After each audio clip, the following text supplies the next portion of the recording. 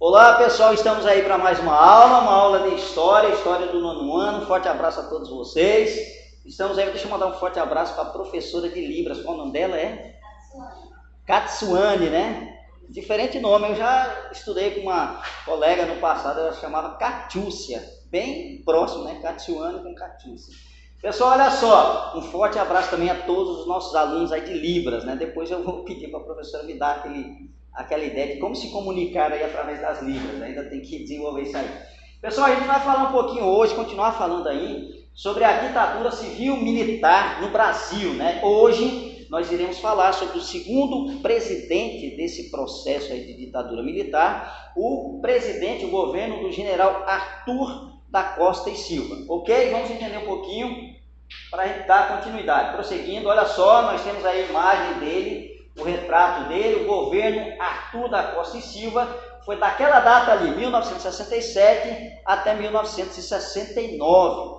Foi o segundo presidente da ditadura militar. Era um general, era membro do exército também, que vai compor aí esse processo, esse período aí, ok?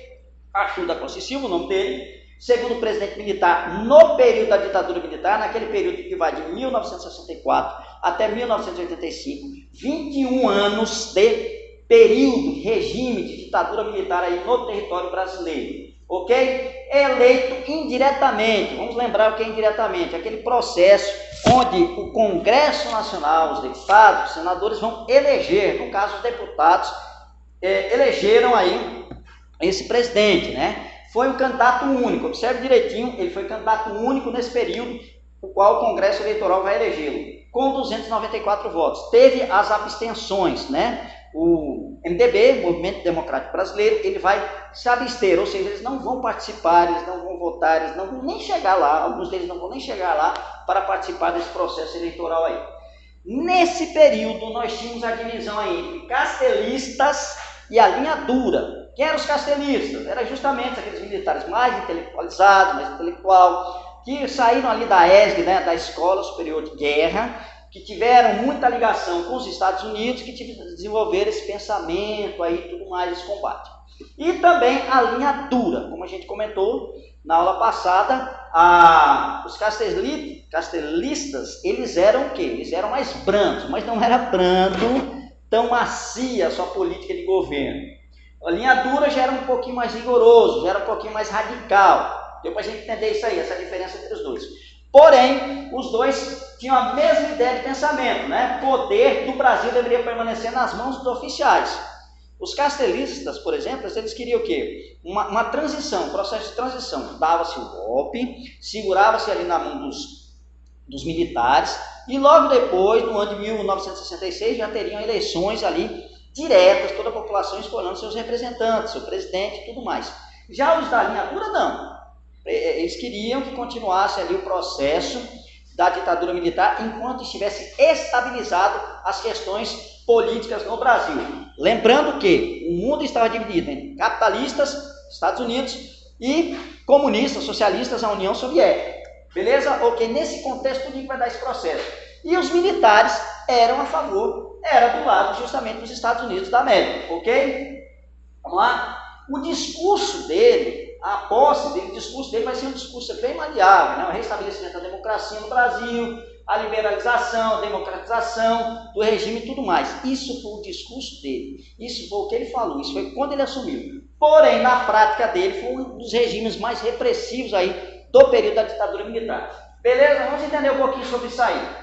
Prosseguindo, próximo slide. E aí a gente tem uma figura, né, duas figuras aí, que é justamente o presidente Arthur da Costa e Silva e Delfim Neto, que é justamente o ministro da Fazenda daquele período. Nesse período a gente vai ter um grande desenvolvimento, o Brasil terá um grande desenvolvimento econômico, e a gente vai entender um pouquinho disso aí, um pedacinho nessa aula e um pedacinho nas outras aulas também.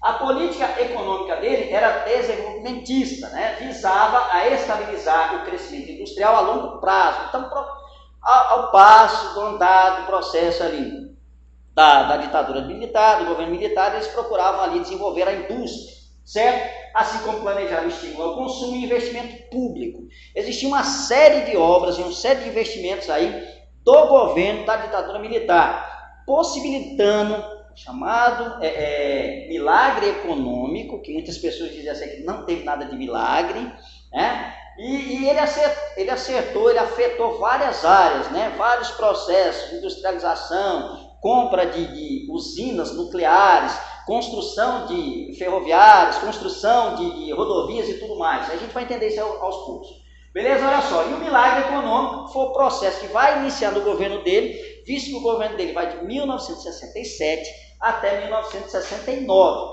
Era a previsão do governo dele. Aliás, foi a previsão do governo dele até isso aí.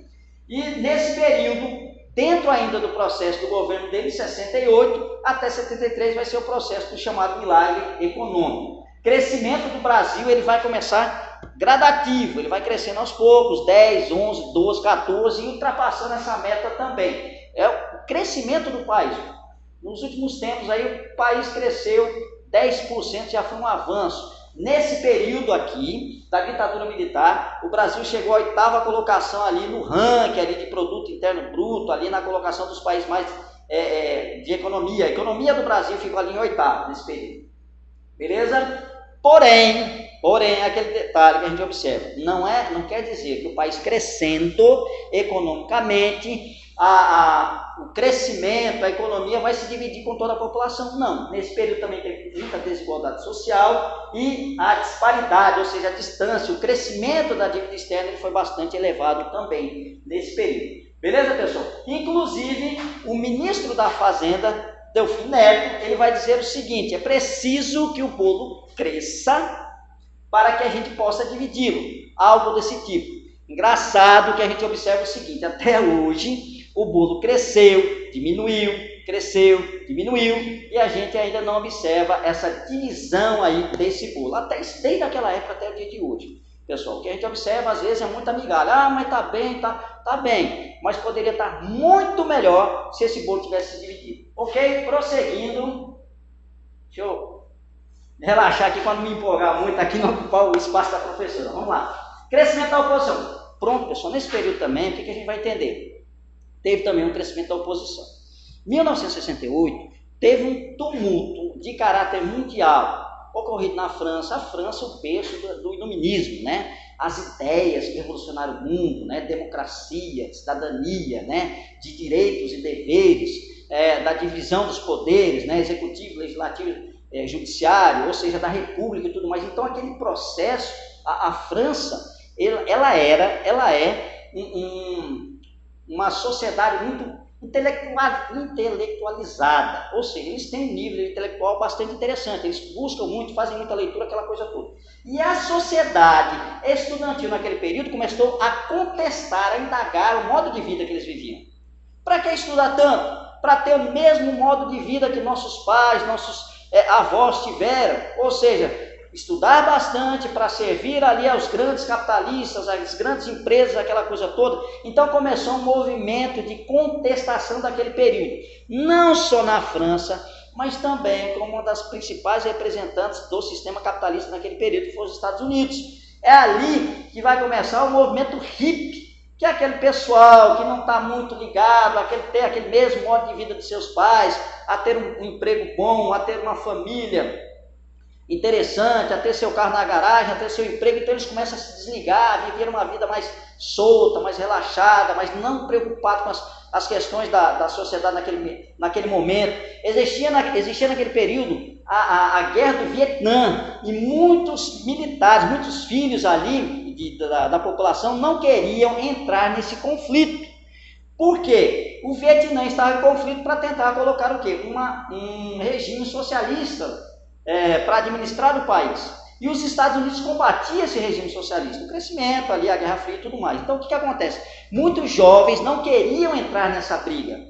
Por quê? Deixa que eles sejam socialistas e tudo mais. Não é interessante para mim guerrear, matar, você não quer esse tipo de vida para mim. Tá entendendo? Até existia uma frase bastante interessante naquele período: faça amor, não faça guerra. Existiu também naquele período a criação da pílula anticoncepcional, dando uma certa liberdade para jovens, para as moças, utilizar o seu corpo como bem entendesse. Então, era um movimento, em 1968, foi um movimento bastante tumultuado em todo o mundo. Isso aí vem afetar o Brasil também.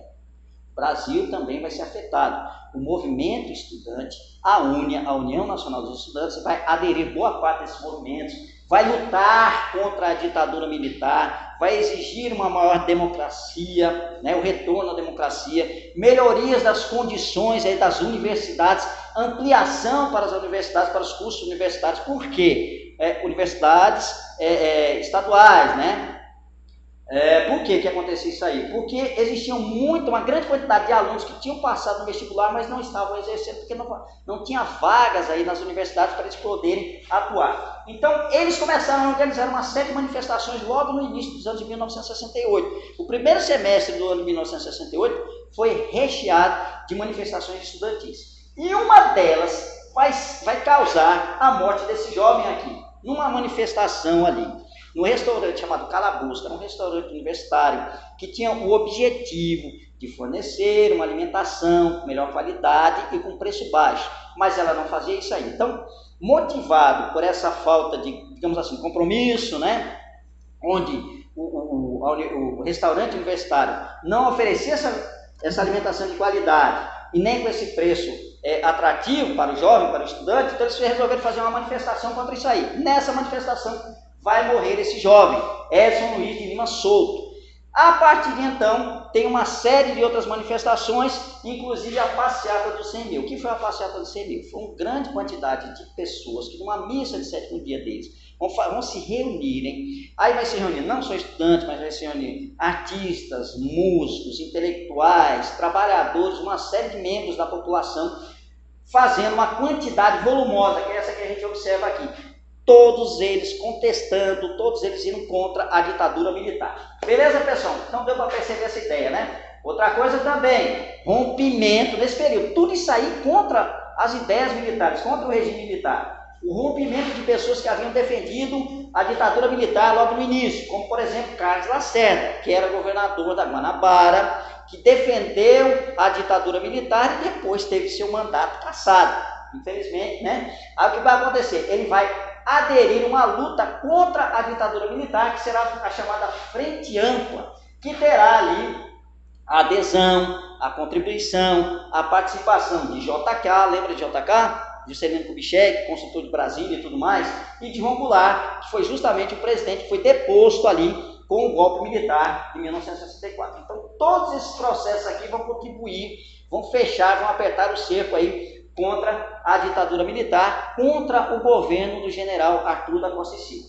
Prosseguindo, nós temos aqui algumas fotos desse período, né, desse momento de repressão, momento onde a polícia ela atuava com mais rigor, tentando controlar as manifestações, entrando em conflito com estudantes, principalmente os estudantes vão ser os que vão dar início aí ao processo revolucionário, beleza? Nós temos aqui o chamado pau de arara, que é o pau de arara, é aquele cacetete ali, onde você é amarrado todo pelos pés e pelas mãos e colocado nessa posição aí. Isso aí foi um dos instrumentos de tortura que existiu no período da ditadura militar. Isso aí foi ao público, certo? Ao público já era desse jeito, já era visto dessa forma. Quando não era o público, ainda era pior, ok? Segundo o relato, não sou eu que estou falando, sou eu que estou dizendo que isso é relato. Certo? Aqui manifestações aí contra o regime ditatorial, abaixo a ditadura, né? Os tanques do exército ali em Brasília, na frente da esplanada dos ministérios e tudo mais. Então o que acontece? Todos esses movimentos de contestação, de estudantes e tudo mais, perceba-se, estudante naquele período, principalmente estudante universitário naquele período, era visto como subversivo, aquele que era contra as ideias do governo, contra ao que o governo determinava, o governo militar. Então o que vai acontecer? Isso aí vai aumentar cada vez mais a perseguição, a repressão aos estudantes, certo? Perseguição também a trabalhadores. Existia uma série de greves também dos trabalhadores exigindo melhores condições de trabalho, melhores condições salariais, porque existia um arroxo salarial, ou seja, o salário nunca era elevado acima a um momento que ele conseguisse ali competir ou ultrapassar a inflação. Sempre os salários eram aumentados de acordo que ficasse abaixo da inflação, diminuindo o quê? O poder de compra dos trabalhadores. Então, muitas dessas greves vão ser realizadas por conta disso, né? Em Minas Gerais e em São Paulo, principalmente ali no ABC Paulista, né? São Bernardo, São Caetano, Diadema e tudo mais, que são o polo industrial ali no setor automobilístico ali no estado de São Paulo. Beleza? E a coisa vai pegar, né, vai ficar preta com o discurso desse rapaz aqui, o deputado Márcio Moreira Alves. Inclusive tem uns videozinhos na internet bastante curtinho dele, falando sobre o discurso dele. É só você botar essa partezinha aqui que você vai ver. Um discurso de 5 minutos. Correto, pessoal? Mas ele vai atacar aí o regime militar. Ele vai denunciar, 5 minutinhos, mas ele vai denunciar, vai ser coisa bastante dura. Denunciando aí a tortura, o combate, a repressão aos estudantes, aquela coisa toda. E pedir, incentivar que as mães não permitam que seus filhos desfilem no 7 de setembro. Por que desfilar no 7 de setembro? Sustentar um regime que é contra seus filhos, que é contra os estudantes, que massacra, que persegue, tortura, aquela coisa toda. Esse foi o discurso dele. Também pediu que as jovens moças evitassem de dançar com os oficiais, com os aspirantes oficiais ali do Exército Brasileiro e tudo mais. Porque é uma forma de boicote, de boicotar ali as ações da população civil, que seria o quê? A adesão, ou seja, você participar do desfile de 7 de setembro, você participar dos bailes aí, dançando com os militares, seria uma forma de você apoiar os militares, um regime que era contra a população. Então ele vai fazer esse discurso, e nesse discurso ele vai ser mal visto pelos olhos do governo, pelos olhos de Arthur da Costa e Silva. Ele não poderia ser processado, primeiro, porque ele tinha imunidade parlamentar. Isso acontece até os dias de hoje. A gente observa também que tem muitos parlamentares que fazem coisas erradas e por conta da sua imunidade parlamentar ele não pode ser julgado, só depois que ele perdeu o mandato e tudo mais, ou o processo de impeachment e tudo mais. Mas resultado, ele não pode ser cassado, não pode ser processado e tudo mais, e aí o governo pede o processo, pede que seja processado, pede autorização para o Congresso para processá-lo, e o Congresso não vai dar essa autorização para processá-lo. Resultado, aí vem a instituição disso aqui. Prosseguindo, próximo slide, acho que a gente fecha aqui. O ato institucional número 5. Bastante batido essa tecla, né, que diz o seguinte: foi o ato mais duro. É bastante batido esse dizer, mas realmente foi o ato mais duro do regime militar. Ele vai fazer uma série de coisas que vão reprimir cada vez mais a população, o Congresso, os parlamentares, os governadores, os prefeitos, os senadores e tudo mais, vão ficar todos sob autoridade aí do presidente da República. Arthur da Costa e Silva, não só dele, mas quem viesse a partir dele. Porque esse ato institucional número 5, ele não tem prazo de validade. Enquanto tiver um perigo aí, uma oposição aí, ele vai sempre estar em cima. O que seria esse ato constitucional? Era um decreto-lei. O que é um decreto-lei? É um decreto que ele não vem do Poder Legislativo, ele não vem de uma Câmara de Vereadores, ele não vem de uma Assembleia Legislativa, ele não vem de um Congresso Nacional. Que são os responsáveis pela criação de algumas leis. Esse decreto vem diretamente do gabinete do presidente, do Poder Executivo. Ou seja, não é o Executivo que cria leis, certo? Ele apenas vai fazer com que as leis cumpram, mas ele vai criar um decreto, chamado decreto-lei, que seria esse ato institucional, que ele vai mandar praticamente sem a utilização do legislativo, ok? Vamos lá, vamos entender um pouquinho algumas partes, né? Esse aqui é um jornal da época, né, o Diário de São Paulo, ato institucional em vigor, Congresso entra em recesso, ou seja, o Congresso a partir de então foi fechado, por tempo indeterminado. Se eu não estou enganado, passa 10 meses aí fechado. Vamos entender alguns pontos desse ato institucional. Ele tinha 16 páginas, né? 16 artigos, 16 páginas. Mas alguns pontos que a gente selecionou aqui para vocês. Primeiramente, plenos poderes ao presidente da República. O presidente da República tinha plenos poderes para poder exercer o seu mandato. Sem a ajuda, a intromissão aí do Congresso Nacional, certo? Porque ele estava em recesso. Caçava mandatos de legislativo, executivo, federal, estadual e municipal. Ele poderia caçar quem ele quisesse. Deputado, senador, deputado estadual, federal, vereador, qualquer um ele poderia caçar o mandato. O seu mandato não está valendo mais, você está caçado. Ok? Suspender os direitos políticos dos cidadãos, demitir, remover, aposentar funcionários civis e militares. Qualquer um que o governo militar achasse que fosse contra ele, independente, poderia ser juiz, funcionário, quem quer que seja, ele poderia afastar, demitir, aposentar, reformar, como é o caso dos militares, que militar não entra na aposentadoria, ele entra na reserva, ok? Então poderia fazer qualquer tipo dessa coisa. Demitir e remover juízes, ou seja, a autoridade de julgamento de qualquer cidadão, inclusive dos presidentes, né, inclusive dos parlamentares, ele também removeu.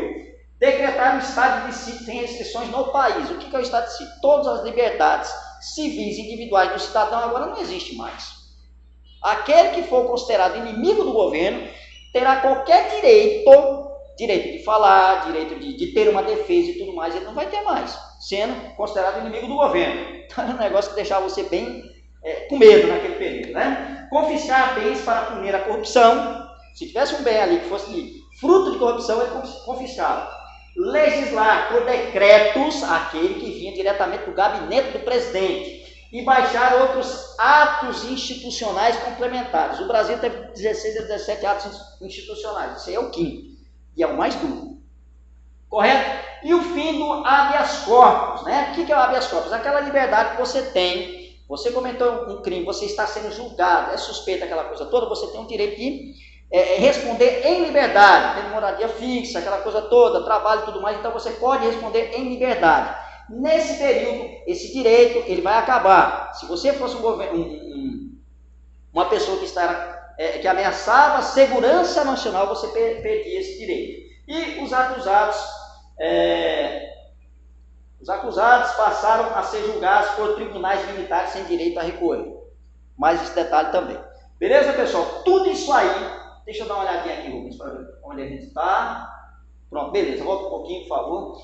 Tudo isso aí, pessoal, então vai acabar com a ideia de manifestações democráticas. E aí, o que vai acontecer? O Brasil vai entrar em outro período. É aí que começam as lutas armadas, os movimentos revolucionários, né? Movimento revolucionário, ali, Aliança pela Libertação, Movimento Revolucionário 8 de outubro, ou seja, uma série de ações de guerrilha, guerrilhas militares. Não eram militares, mas envolvia estudantes, envolvia ex-militares, né? Envolvia trabalhadores e tudo mais, com o objetivo de pegarem armas e combater o governo. É nesse momento que a gente vê assalto a bancos para poder financiar ali os custos da guerrilha no Brasil. Essa guerrilha tinha o objetivo de destruir e derrubar o governo militar, e aí sim tinha o objetivo de instaurar no Brasil uma ditadura, agora uma ditadura socialista, uma ditadura comunista. Aí sim a gente observa a tendência de muitos desses grupos aí revolucionários com a tendência socialista, que até então não era. Esses grupos militares geralmente se inspiravam em membros aí de outros países que tinham conseguido implantar o socialismo neles, como por exemplo Ernesto Che Guevara, como por exemplo Mao Tse Tung, Guevara lá em Cuba, Mao Tse Tung na China e tudo mais. Então todo esse processo, esse processo de guerrilha, de combate, começa nesse período aí por conta do ato institucional número 5, porque ele não vai dar liberdade de expressão para a população. A população não vai ter mais como se manifestar contra o governo. E a partir de então, não tem outra alternativa, vamos pegar em armas e vamos combater o governo da forma que der.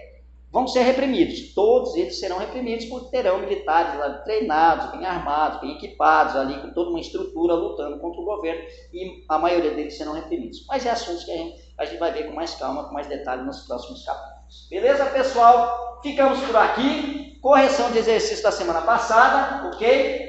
Primeira questão, o que foi a ditadura militar no Brasil? Foi um período na história do Brasil que durou de 1964 a 1985, sendo governado por presidentes militares que governaram através de atos institucionais, aqueles decretos, leis, que vinham do gabinete do presidente, que se sobrepunham à Constituição Federal vigente na época. Nesse período também houve restrição à liberdade, repressão aos opositores do regime e censura. Você não poderia falar qualquer coisa, jornais, meios de comunicação, porque ele era censurado, era proibido. Segunda questão, qual ato institucional cassou mandatos eletivos, suspendeu direitos políticos, promoveu o fim das eleições diretas e declarou o estado de sítio? Foi o ato institucional número 1.